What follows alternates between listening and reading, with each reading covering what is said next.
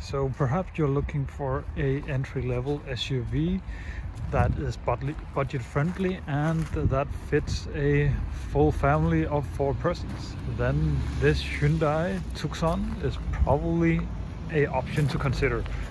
So let's have a further look at it.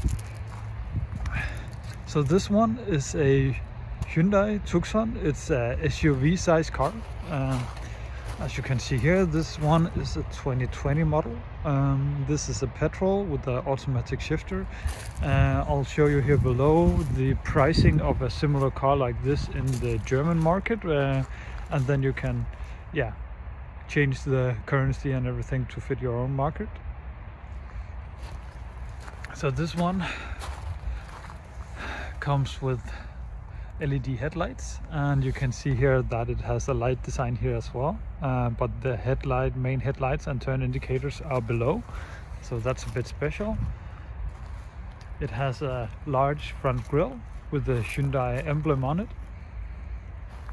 This comes in different versions. There's an N-Line, that's the sportier version, that comes with a bit different wheels and grille setup.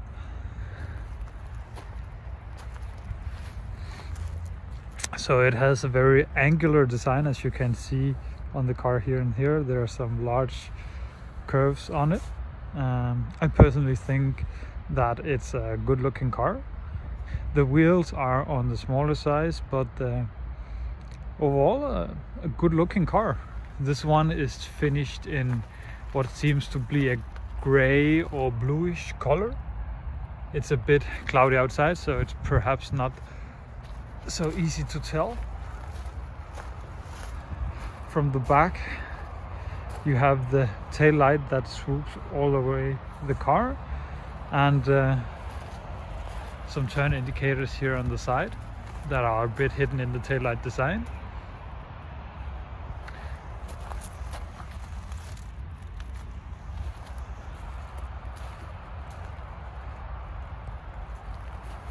So this one does not have a panoramic sunroof, but it is possible to option that.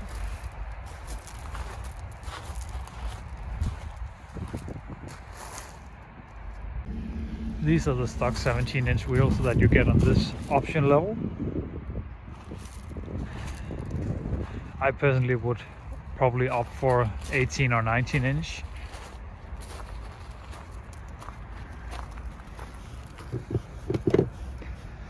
Fuel cap, this one is a petrol, as you can see here. Comes in a diesel and a plug-in hybrid as well.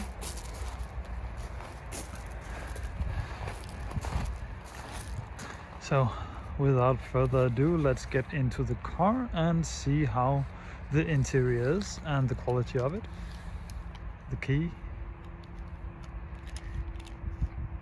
very regular key.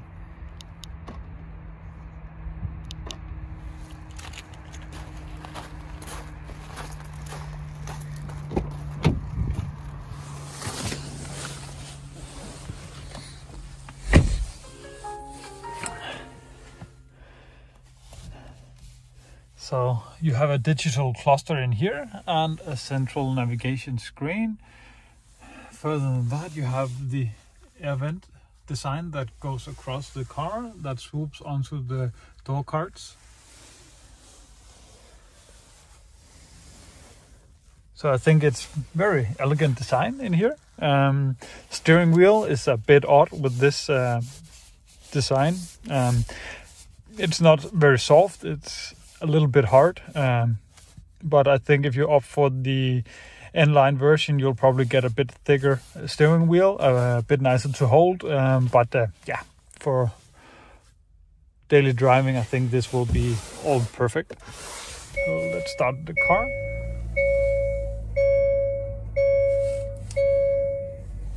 Perfect, and the beeps goes away, and you can see here the central screen, or the display for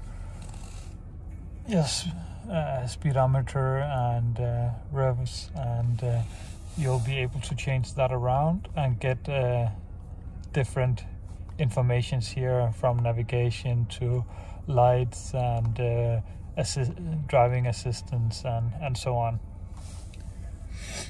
So it looks to be a very crisp and nice display. If we move on to the central navigation here, it is a smaller screen. You have your radio, you have a main menu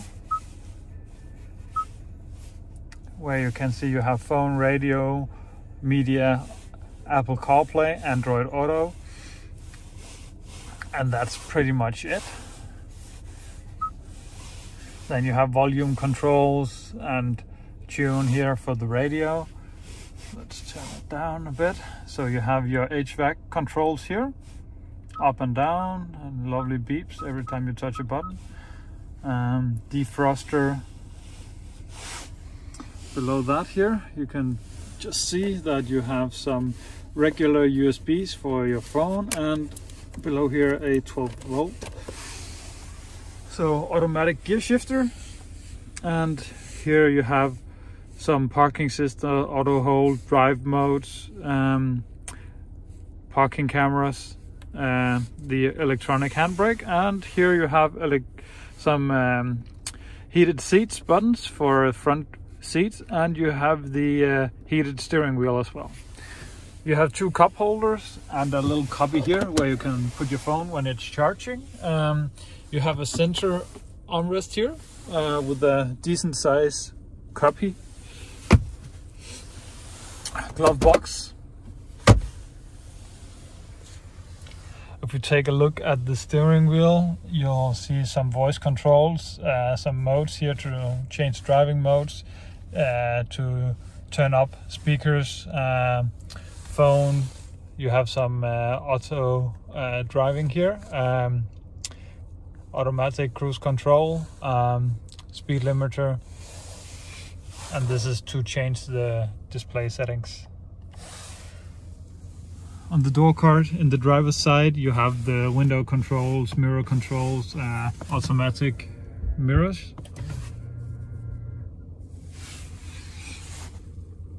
Yeah, that's pretty much what you have on the driver's side here. So let me change the view so you can see how much room I have inside the car.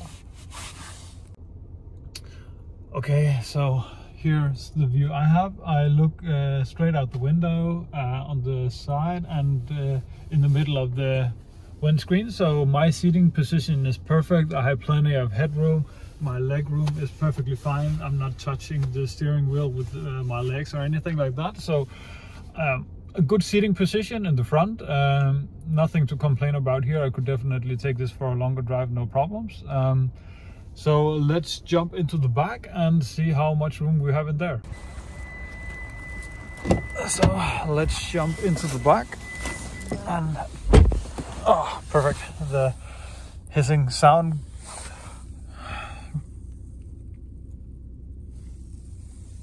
went away. Yeah, not too much in the back here. You can see we have some USBs in the center. You have the window controls, and that's pretty much what you have here. You have a center armrest with two cup holders. Yeah, let's change the view and see how my seating position is. Okay, so let's have a look here in my seating position. Plenty of leg room. The seat is as I had it in before. And headroom, plenty of headroom, no problems there at all. I could definitely go for a longer drive, no issues here. So overall space is not an issue on this car. You have, as you can see down here, ISOFIX for child seats. So it is possible to fit two child seats here in the back. So yeah, perfect for a small family, 2 kids, 2 adults or so. Yeah, let's check out the room in the trunk and see if that's as spacious as the rest of the car. Okay, so the trunk lid here is not automatic, it's a manual one, but it is a budget-friendly car, so yeah, that's probably what you expect. So a decent amount of room in here, a clean loading edge. You have the partition here to cover your valuables if you are on vacation.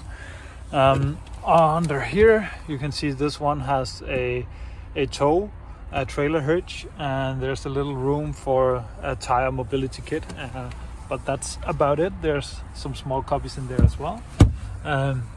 There are some small hooks here that you can use, and then over on this side there's a single 12 volt. You can fold the seats, as you can see here, so you can have some more room. But overall, yeah, I'll write the capacity here on the screen so you can see for yourself how much room you actually have. Well, let's get back in the car. So yeah, overall I think if you like the looks of this car, it is not everyone's taste, the headlight design and the taillight design, but it is a spacious car that is for an entry-level SUV very nice inside. I think it has a very decent premium look in the interior. The materials feel good. It's not rock solid, but everything looks clean and crisp, and it drives decent. It's not a sporty SUV. It's a everyday driver's car.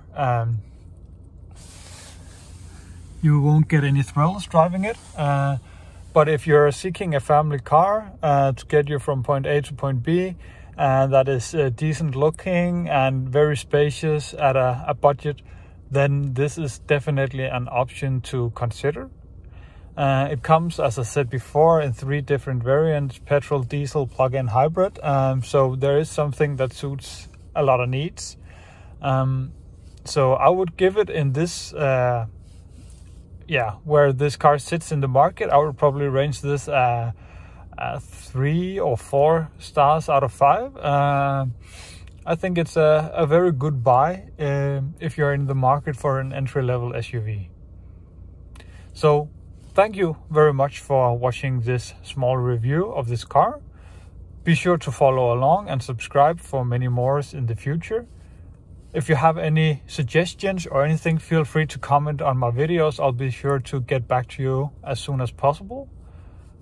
Thank you very much for following along. Take care. Bye bye.